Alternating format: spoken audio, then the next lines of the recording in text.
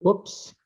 Randy Thompson, my partner, our new merger. Shonna, I didn't even tell you about this. This is like 30 days old, but we actually doubled the size of the company and did some pretty incredible stuff. We can talk about that later.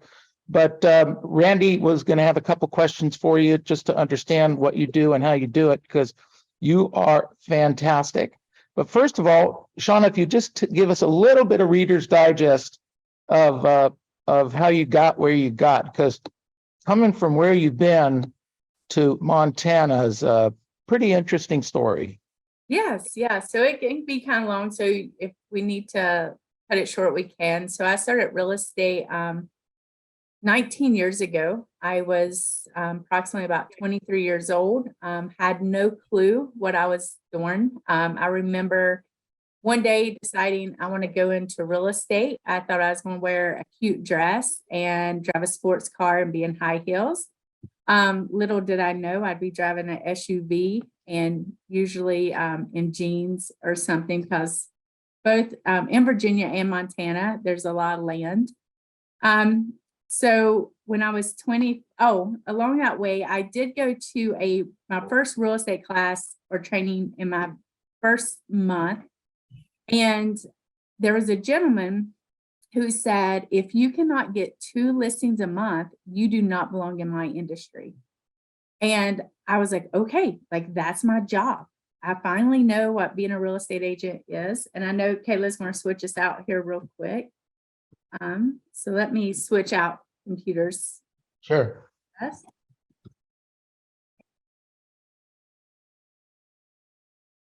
So quiet. Yes. Turn out.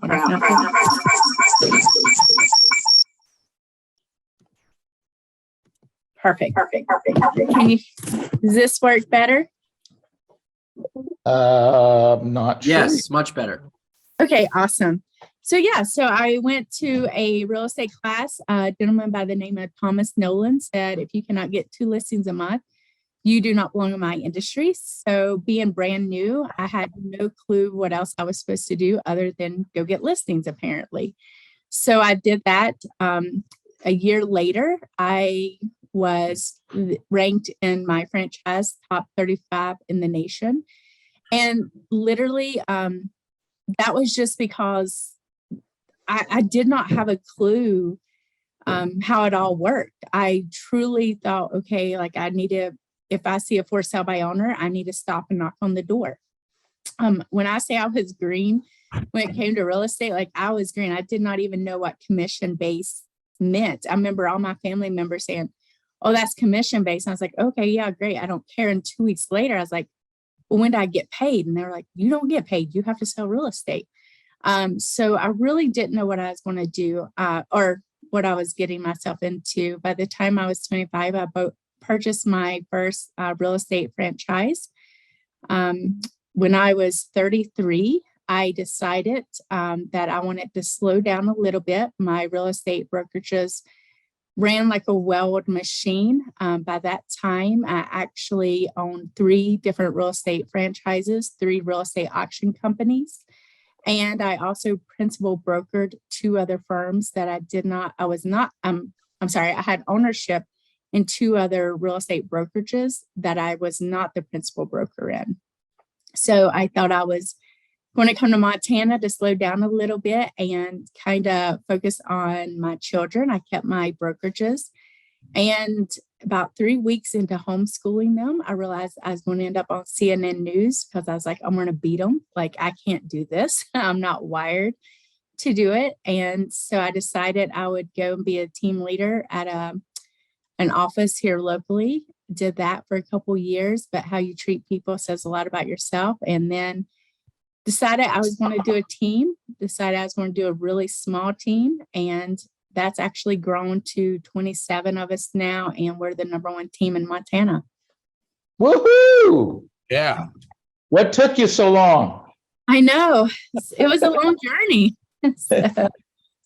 Well, that's great. Congratulations. So let me ask you a question. How Okay. many deals does it take for a team? I guess a team would be considered an office, correct?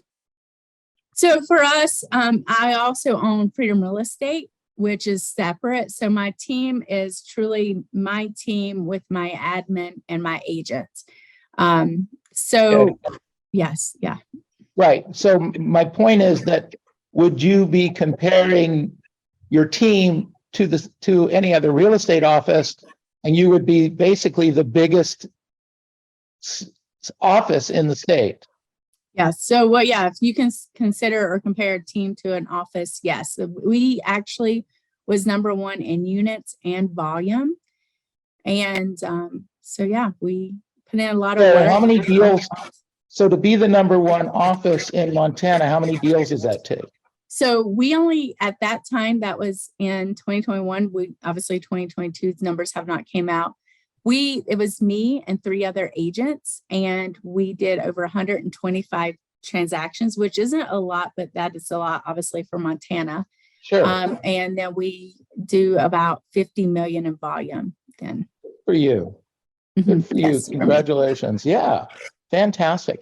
So the way you do this is more of a process rather than worried about the results. You're concerned and always have been concerned about the process, correct? Correct. Yes. I feel like the systems make an ordinary extraordinary. So awesome. So talk more about that.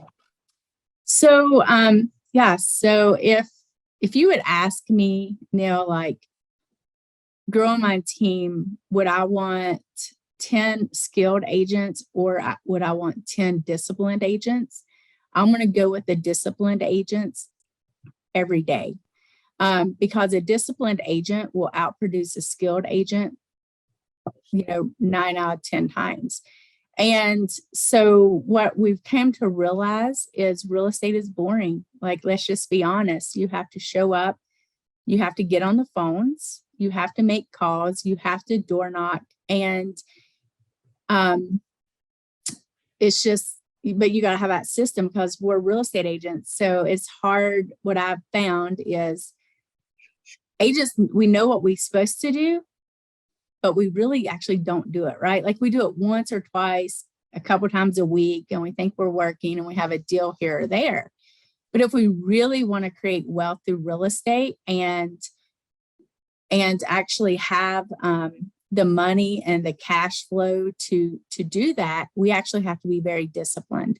And so we know what I do. Like when I come in the mornings, I know that it's my job to have script practice with my team.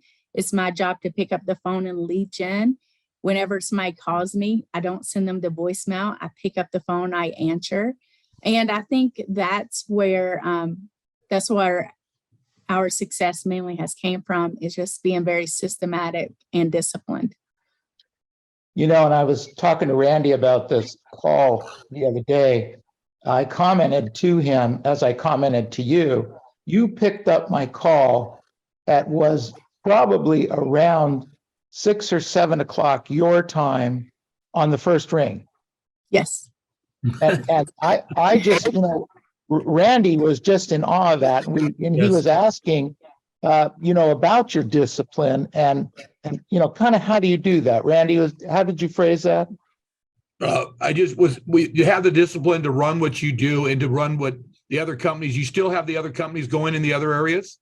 I do. And since then, I also own 2 real estate schools. I also own a real estate training and coaching company called Kinetics. And I have 2 real estate investing companies as well. So you're disciplined to pick up a phone when you have that much stuff going on. And I'm guessing you saw it was Neil Schwartz's number. I'm guessing you saw that. I did. But here's the thing. What got me to where I am today is picking up the phone. What makes us successful is personal interaction with our clients. I'll share an example. I think I even maybe shared it with Neil. I still lead gen and I love that. And even though my point, I don't have to do that, I choose to do it every single day, because how can I train and lead my team of agents if I'm not willing to do what I expect them to do? Also, they can't come back to me and say, well, that won't work, because I'm actually doing it with them every single day. Right. But we have people on drip campaigns, and I think so many agents now think, okay, I want to build this massive business, and I'm going to do that by setting people up on these drip campaigns. And so I was having a conversation with my team, and I said, okay, let's do this. Let me see what I can do. And it was funny because it was actually the day that Neil called, and I called 15 people. Out of those 15 people, just so you know, most of them had been in my database since 2021, or I think one gentleman was like 2019. We sent him market reports. We had automatic text messages going out, never responded back to me. Out of my 15 calls, I set 2 listing appointments and 2 buyer appointments. I'm writing an offer today on a house that I showed last night to one of the people that I called. And then I also got my listing appointment signed, and I have my other one next week. But I called 15 people in the leads that my agents had trashed and said they were no good. Well, and they'll be like, well, they don't respond back. Well, you're right. They're not going to respond back to a text message every time. But if you pick up the phone and say, hey, this is Shonna, I'm just checking in, see how things are going. Do you have any plans, real estate plans for 2023? Just to have a conversation with them and make them feel important.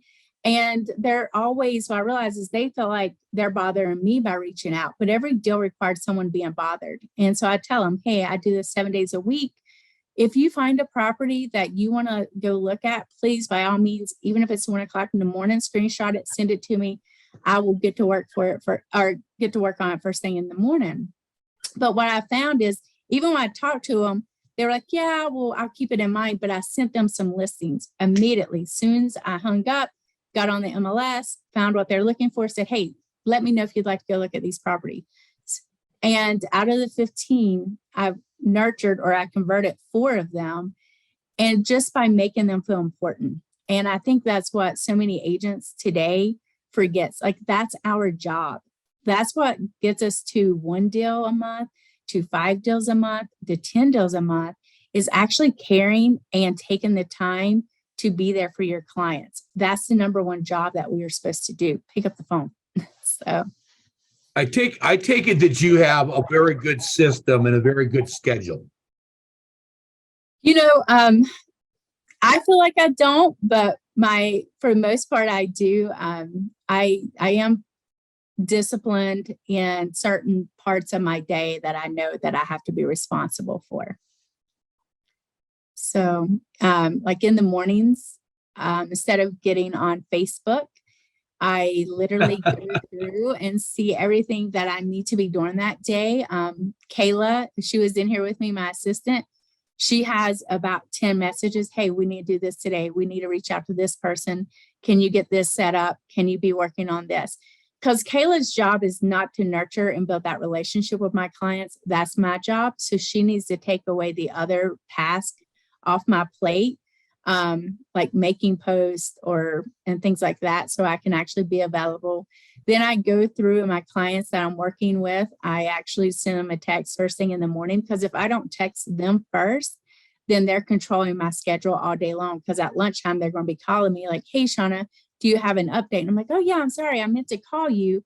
So I'm always behind the 8 ball. So if I just go ahead and take those 15, 20 minutes first thing in the morning and just like, hey, Hannah, I sent you some properties. Let me know if you want to go look at them, or hey, whatever it might be.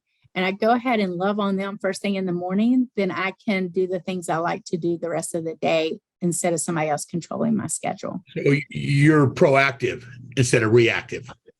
Yeah, I think that's what you have to be in this business, is proactive. Well, do the numbers you do. You have to be. Mm-hmm. Yes. Last time I watched your interview from a couple of years ago yesterday. Okay. Because I didn't want to come in here unarmed. And Okay. one of the things that intrigued me the most is when you started talking about ego and keeping the ego out of stuff, Yes. and keeping it out of your offices. And I now, something you said today, I'd rather have instead of somebody that's skilled, I'd rather have somebody that's disciplined. And that makes total sense. Now, once you said that, that kind of brought all the numbers together for me. Talk a little bit about how you handle that ego thing when they're coming in. So, ego, well, one, I always have to check my ego as well. Making sure that I remember who I am and remember that we all start from somewhere. So I think when you're keeping your ego in check, there's a couple of different things you need to do. Is one, I remind myself that, and I remind my agents as well, is, one, we're not going to badmouth any agents outside of, out in our market. We're just not going to do that. And no matter, even if we are number one, we're not going to belittle or think we're so much better than someone else. And also, I think with ego, you have agents that will say, I'm only going to work with people at a certain price point. And that's great. Like if that's how they want to run their business, by all means, I think that's how you should do it. But for me personally, one thing my agents know, that if you come into my office and if I ever hear you say, oh, it's just like a $50,000 trailer, I'm not going to show it, you're going to find yourself having a conversation. You're getting kicked out of my office. So my thing is, you treat the person who can only afford a $25,000 trailer just as much as the man who can, or woman who can afford the $10 million listing I have. And I think as long as we keep that in, in our mindset and realize we're not too good to work with anyone, I think it helps our business grow and it helps us attract people. So I just, And then one of the things I'll tell you is actually a funny thing today. A gentleman that does insurance, and we send our buyers over to him. He called me today and said, hey, I just wanted to thank you and your team for being who you are. And I was like, okay, well, that's great. Thanks.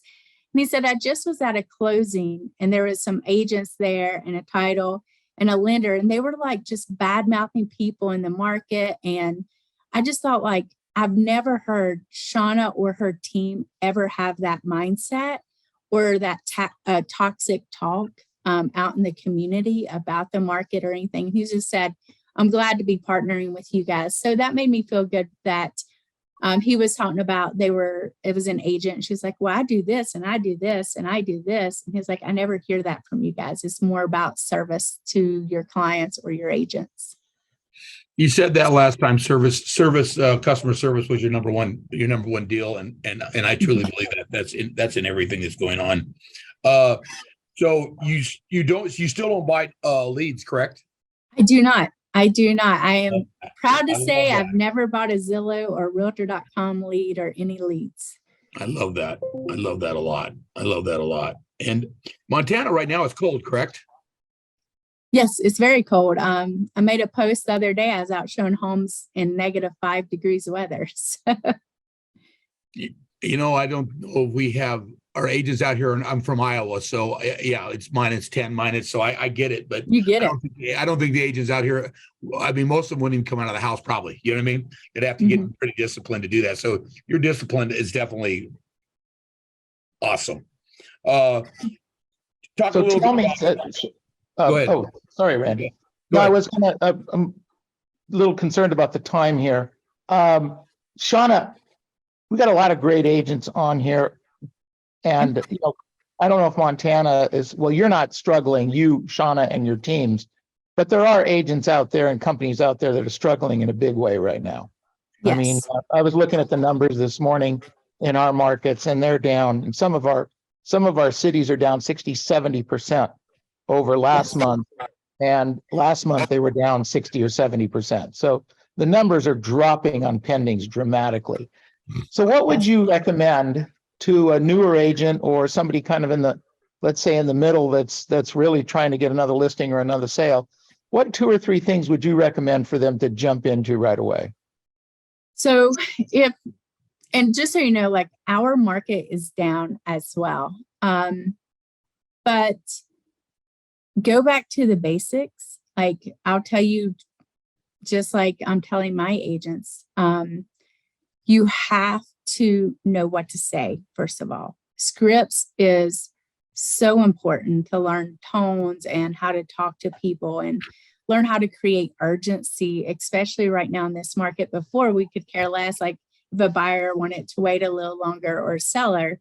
Right now, like every deal counts. So you have to learn to create urgency with your buyers or sellers. And then, so one would be know what to say and learn how to create that urgency. And having high energy, keeping your energy up even in a down market. The other thing I would tell you is you have to get comfortable being uncomfortable, and you have to pick up the phones. That means if somebody's calling you, answer your phone. Don't send them to voicemail. Lead gen, double. So what we're doing on our team, just so you know, we were up, everybody else was down in our market in October. We were up 130%. And that was like from where we was last October. And the reason being is we are doubling down on the things that makes us money. We are hosting our open houses during the weekday and the weekend. We're door knocking. We are doing our mojo dials every single day. And then we're also going through and making sure at least once a month that we're calling our sphere and having a conversation with them. And by just having conversations with people, it's really been a game changer. Just going back to the basics of real estate. Yesterday, we did midweek mayhem with our new agents. And what that is I'm in there with them. And from 8 a.m. until 4:30, we only have 10-minute breaks in between, and we're lead genning the entire time. So my brand new agents were setting literally like 4 and 5 appointments. They all have listing appointments tomorrow. And it was just because we picked up the phone. So that's the one thing I would tell them is, I know I've said it multiple times on the phone. On this call is, if you really want to get through this and not be a statistic, because I know the National Association of Realtors is predicting 30% of real estate agents will not be in the business 12 months from now. If you do not want to be in that, then you need to go back to the basics of sound real estate. And Neil, like you're the original OG. So like you know what to tell them and how to train and coach them to do that. I know, but I'm dad. They don't listen to dad. Yeah. Oh, well, let me tell you guys something. I told my coach that I was going to be doing this call, and he said, Neil is the OG. Like he knows his stuff. And so I was so excited that my coach knew of you and everything. And who's your coach? I got to give him his name's John. His name's John Shiplack. Sure, I know him. Yeah. Yes. And so, and we actually talked about this, and he said that you used to door knock, and he said you would take one side of the road and he'd take the others. And we were talking about like so many of these agents we forgot like the basics of real estate, that what makes us successful. And it is like, yes, you're dad, but you can actually teach us and all your agents how to sell real estate at a high level, because you're going to have to go back to that mentality and mindset. We have to take that sound bite, Robert, and put it out to the world. You know what? And I, Shonna, you read that script perfectly. So thank you, Sean. You guys are so see scripts. No, I'm just kidding. Oh, You're the best. Good stuff. Good stuff. Randy, we were talking a little bit also on, what does she do special? What makes Shonna special? other than the beauty? Other than the beauty. Yeah. Other than her power. Okay. I truly think she's relentless. Now that I've got guys a little time to see, she's just full. She's just full of it. You're a D on the disc, correct? I'm 100D on the disc. Yeah. No kidding. Yeah, no kidding. We couldn't tell. Could tell it off. Yeah, but what you do is you do the basics. You got it from. I heard that you came to the Mike Ferry company a while back, and that was a big change in your life. It was the same thing in my life. It's like like a light bulb went on. You know what I mean? So Did, yes. Yeah. I gobbled that up, and that's how I've done what I've done. But doing the same thing, it does get boring. It does get monotonous. How do Oh, you yeah. handle that? Well, I take great vacations Okay.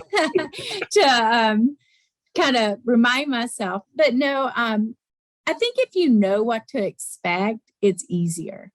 I know if I want to be successful and if I know if I want to hit those goals, like I don't know if I shared on the last call. I actually print out my goals for the year and I tape it to every bathroom mirror in my house. And I do that even to my children's mirrors. And the reason I do that is so when I tell them no, they understand why. Like I'm trying to build wealth for them, for generational wealth. And I came from nothing. So it's not like I had a family member who taught me how to do real estate. And it's not like I have mommy and daddy that I can run to when I couldn't pay my bills. I didn't have that option. So I had to be successful.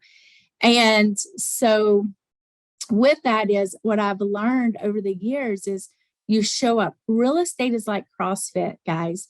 You show up and you hit that same, like in CrossFit, like you do the same thing over and over again, right? Like you have a set schedule, you show up, you do it and you leave. And real estate's very similar. Like you show up, you hit that same nail on the head every single day. But I think when newer agents come in, they're like, oh, I have freedom and I can go do this and I can go do that. And that what they don't realize is that will cost you. This is a job. You have to treat it like a job.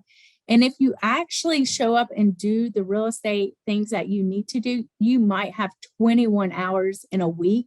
That's counting your open house, your door knock, your script practice, your $150 a day. So if you would just do that, you're going to have a big, massive business. But instead, we get caught up in, oh, did you see that? And who's doing this? And I don't feel like doing it today. And I'm gonna do that tomorrow. And then tomorrow comes, oh, I'm gonna do it next week. And we make excuses. And so, I mean, I'll talk to you guys like I am my agents. Get out of the victim mentality, right? Like that's the worst mindset you can have. It's going to be boring. We're always going to have stuff going on. Every one of us has drama, family issues. There's always going to be a fire, but your job is to learn when you show up, there's going to be 60 fires. Which 20 do you have to put out for the day to save the baby?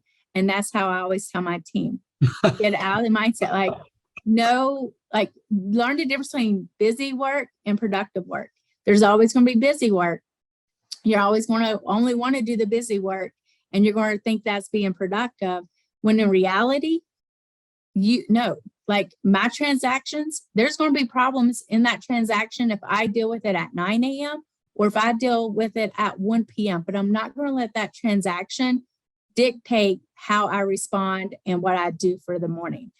8:30, I'm script practicing with my agents. 9 o'clock, unless you're one of my children, you're on the way to the ER, you're not getting my time. I have to prospect to get new business because I'll have a plan to stay in this business until I am old. And in order to do that, I need to be prospecting or prospect based. Oh, that's great. Yeah. Go ahead. Yeah, no, I was going to say that's fantastic. In respect to your time, let's unmute everybody. Robert, give her a big giant hand. All right, Shonna. Yes, sir. Awesome. Fantastic. Great job. Awesome. want Yes, to- yes. Thank you. I want to give some people a chance to ask some questions. Okay. Let's do that for 4 or 5 minutes, and then at 7:50, just drop off. Okay. All right, questions for I can Shonna. probably go until about, it's 1 o'clock. So I have about 10 more minutes with you all. Okay, good. All right, so let's ask some questions. Who's got them? Raise your hand or reach out. Let's go. Who's first? Go ahead, Barry. Shonna, Barry Zank here. There's a saying at the West Point Academy, and that's an officer's academy, that it goes like this: lead from the front. And it's so cool. You lead from the front. I bet your agents just love you for that. And to be fair, Neil Schwartz leads from the front, and I'll bet money Randy does. I just don't know him as well. My questions are what CRMs are you using with your team? Like Chime, HomeBot, Follow Up Boss? What kind of software programs are you So, using? I run a very lean business. So out of everything, my salaries, we only spend 26% of our GCI on our business. So I only use Brevity as my CRM. I don't have anything else. Like I have Brevity. I'll tell you everything I pay for: Brevity, Mojo, and Slack for interoffice communication. And that is the only technology stuff that we use.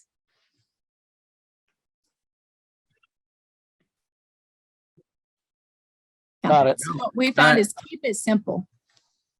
All right. Armin, I think you had a question, right? Yeah, I was thinking you at the beginning you mentioned that you thought you were going to dress nice and go into the offices and go out there and give business.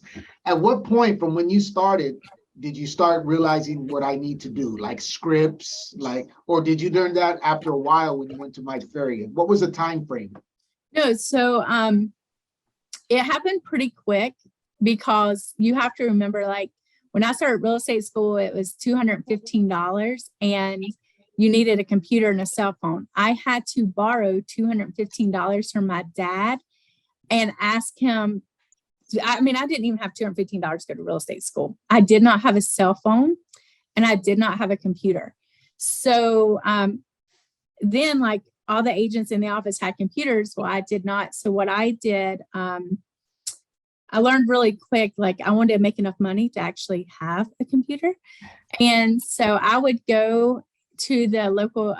So actually I did a couple of things differently at that time that I realized I had to think differently. Was I had a morning route at the local convenience stores because these old men would kind of sit there and have their coffee. And so I'd stop at one, I'd get my sandwich, and I'd go to another one, I'd get my juice, and then I'd go to another one, I'd get my snack for the day. And I would sit and talk to them. I'm like, well, so do you know anybody that's got any real estate plans or anything coming up? And so they started giving me business. And then also I would get the papers and I would circle every for sale by owner there was, and I would call them. And so it did not take me long at all to realize real estate was not going to be what I thought it was going to be. I thought I'd come in, they'd give me leads, I'd go show a house, I'd get a check, and everything would be great. I didn't realize I had to learn how to talk to people, and I would have to go and be a hunter and hunt for those leads. And I also learned really quick that I am not very organized. Naturally, I'm just not that person. So 6 months in the business, I hired my first assistant, and I've had an assistant ever since. Awesome.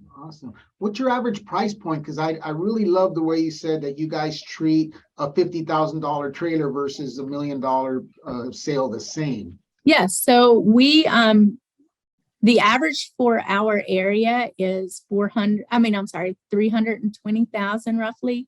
Ours is about 433,000.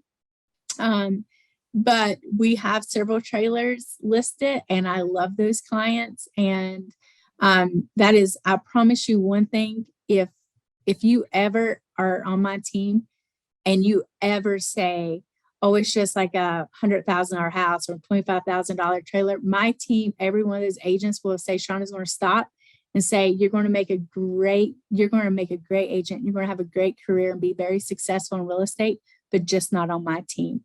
Your license are being sent back. I don't play that game. Like everybody's treated the same. Customer service. Love it. Thank you. Good stuff. Go ahead, Tess. Okay, hi, Shonna. Hi, Tess. How are you? I'm good.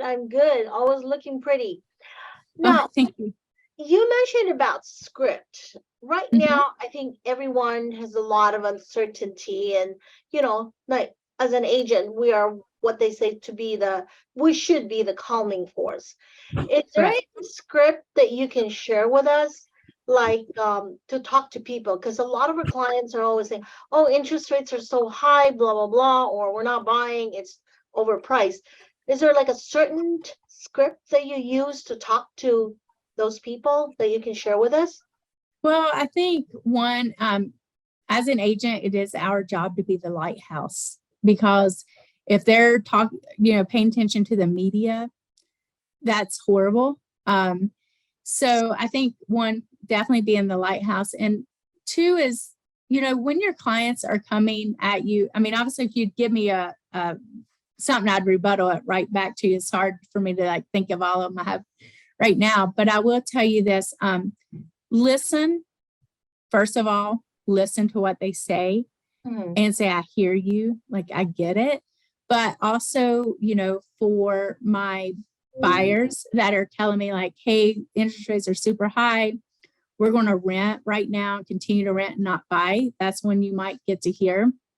What I am telling them is, you do realize that renting is 100% interest, and you are paying a mortgage, just not your mortgage, someone else's. And that makes them start to think, and then have that conversation with them. Hey, did you also know in the last recession, home values in most areas continued to go up? And so one thing we know is home values are going to continue to go up, especially affordable housing. So once you go ahead and buy a home now, start building equity in it, and you can always refinance it when the rates come down. Right. So I'm trying to think, if you gave me one, I would probably be able to, Well, but I don't know. the reason why is because, yes, the interest rates are high, and we're talking to sellers who are on the fence of selling, but not really sure yet. And they're thinking, well, I'm buying a high pricing so far, so why would I move when, the interest rates are high and the prices are high? That's what a lot of people are saying right now.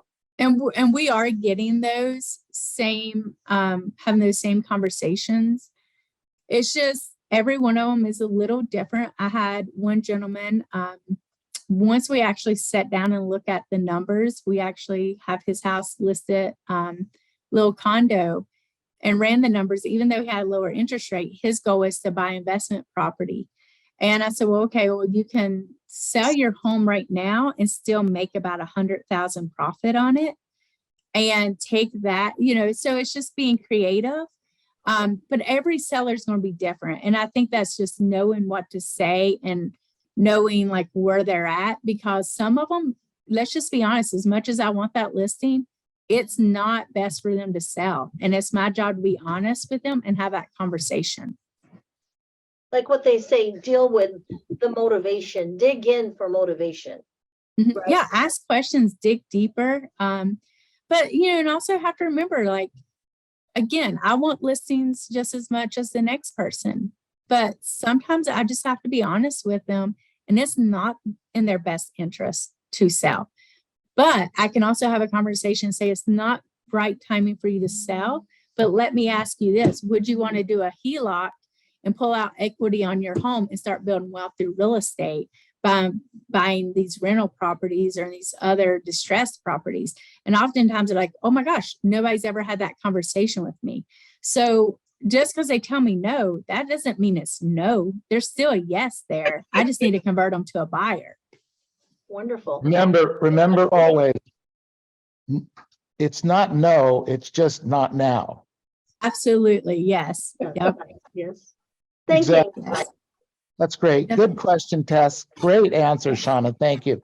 Other questions for Shonna? Shonna, there was a question in the chat box about what is your daily routine? So my daily routine is I wake up, obviously. I would love to lie to you and say I go to the gym and work out. That is not true. I've not mastered that yet. It's on my goals. But first thing I do is I go through my emails, my text messages, and just make sure all the fires. My morning time, that first 30 minutes is my favorite time of the day because I'm working in my PJs. And I have a notebook on the side of my bed, and I do a brain dump, everything I need to do for that day. And then I start delegating. Joan, you need to do this. Kayla, I need you working on this. So that way they can handle the stuff I don't like, and they can work that, and I can make sure it's getting taken care of. And then I will spend about 15, 20 minutes touching base with my agents that might need a little loving and my clients always. And then while I'm getting dressed, I still call my aunts and uncles. So like I am from the South, so family is really important. And what I found is if I don't do that, then I start regretting, like I let real estate take over my life. So I always, when I'm getting ready for work, will try to reach out to one of my aunts and just like, hey, are you okay? Is everything good? Go to work, get to work at 8:30. I do my scripts with my team. And then at 9 to 9:30, we do expireds together. Then we kind of break. They go do their mojo dials. At that point, I will work kind of just seeing what all is going on, what all needs my attention. And then I will actually meet with my team and look at my schedule and say, okay, at this time I will do my lead gen. So I would love to say like my lead gen is at this time every single day, but what I found, it doesn't work. But one thing I know is I can't go to bed without lead genning for the day. So if that means it's at 6:30 that night, if it's at 3 o'clock, or if it's at 11 o'clock, 11 in the morning, 3 in the afternoon, or 6:30 at night, I don't go home until I lead gen. And what I found is I would love to be that person that says I lead gen every single day from like 9 to 10. Well, that doesn't work in my world, but I will tell you this, I don't go home without doing it. And then kind of, I love my kids. So my kids work here in the office with me. So usually they come in, kick back and disrupt my day. And then I usually kick them out of the office so I can get back to working on things I need to focus on. Shonna, that's great. I appreciate you, all you've done. Robert, unmute everybody. Let's give her a big giant thank you. All right. Thank you. Thank Shonna, you. a great Thanks. inspiration. Thank you, Shonna. And this has Well, been a thank you. great round 2. I'm looking forward to round 3 now. Sounds good. All right, really, really good. Thank you so much. All right, Thank we're gonna move on right now to what did we learn from Shonna? So thank Shonna. So Thank seriously, you. thank you. Good Thank job. Good job. All right. Bye, guys. Okay, good stuff, everybody. Good stuff. What did we learn? What did we learn from that woman? At the first, Neil, Go ahead, Juan. when she started talking, she started mentioning that at the beginning, whoever she started working with, they told him very clear that to do it in this business, she's got to do 2 listings every month. And if not, she doesn't belong to this industry. Right. And the note that I made here is the most of all limitations is self-imposed. You know, she didn't have that, so she just went for it. Right. Right. Let's start making it happen. No, 100%. Absolutely. What else do we learn? Don't go home without lead gen. I'm sorry, Robert, go ahead. He said Don't go home without lead gen. All right. I like that And one. make your calls. I like that one a lot. Good job. What else do we learn? Thank you, Robert. What else? Discipline. Discipline is more important than skills, which is killing me because I'm not disciplined person. Well, there you go. Now you You can know be, me, Randy. Hi, sweetie. but you can be disciplined. Yes, it's a skill that I can learn. That's Totally. absolutely. What did Juan say? All the stuff we can't do is all self-imposed. So forget about it. Stop self-imposing. What else did we learn? Who's next? Always answer your phone and care about the people you're talking to. I'm telling you, when I call somebody, and I get it that my name might pop up, but my name pops up on every superstar's phone that is in the Mike Ferry system, okay? And yet only a handful answer on the first ring. Right. Isn't that interesting? I have Okay. the very same problem, except with our own agents. I'm pretty sure that my name and everyone's phone is called "Don't Answer." Yeah, Right. right. Do not disturb. It interests me that she has her schedule to a point that she can do that. Yeah, And with as much as she's got going on, I think she has 3 kids, a husband, and the company she's running, and to be able to still sell real estate is pretty amazing. it is amazing. It's absolutely amazing. And continue to grow Right. and continue to grow. What else did we learn today? I wrote down a couple things, Neil. One, a correction on her. I wanted to correct her. She said she wants, she was talking about, I want a listing as much as the next person. That is just vastly incorrect. She wants the listing more than the next person, because and the reason I bring that up is if everyone wanted listings as bad as her, they would have listings like her. That's so true. this is I bring that up to everyone in the marketplace that is on this call, is to say, well, gosh, Melinda gets all these listings, and it's, well, I want listings too, but you don't want it as bad as she does.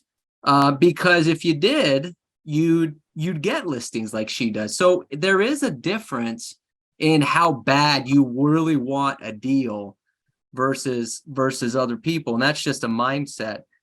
On the discipline thing that Gabriella brought up, what I wrote down on that is, discipline, more important skills. And anyone that follows sports really understands that, because you could go to a lot of college arenas, you could go to a lot of high school arenas and find some really incredible athletes. And then you say to yourself, well, how come only that guy made it to the pros? There's guys in college that are far more athletic than some of the guys in the pros. There's guys in high school that are far more athletic that don't get the Division I scholarships that these other gals get. It's not the talent, it's the discipline to do the job. You see it in sports all the time. And it's the same thing in our position. A lot of people know what to say and how to say it, but it's the discipline to get up every day, to make the calls every day, to do lead follow-up every day, to preview every day. And that's what makes the difference.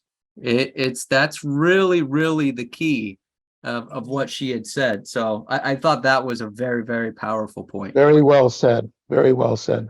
My takeaway was very simple, much simpler than all of this. And I think we need to add it to the script. When a tenant says to you, the interest rates are too high for me to buy. Did you know, Mr. and Mrs. Jones, that 100% of your rent is interest? I love that. Oh my gosh. That you're paying 100% interest. Did you know that? I love that.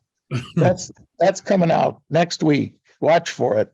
Yeah, her mindset was amazing too. I mean, I know most of us are from not from the Midwest or whatever, but if you've been in Five Below and tried to get in the car, try to do what you're doing in a day, that's another whole setup. That's a lot of work just to go out and do what she's doing. I'm not doing that. I'm not doing it either. I know that, but she is, and that's just. I mean, I like country girls. She probably hunts too, though. Yeah, maybe, but I'm She not. hunts for leads. We know that. We know She's definitely a hunter. Good stuff. Well, this has been great. Good job, everyone. Fantastic. Randy, excellent. Thank you, Robert. Alma, thanks for all your good stuff.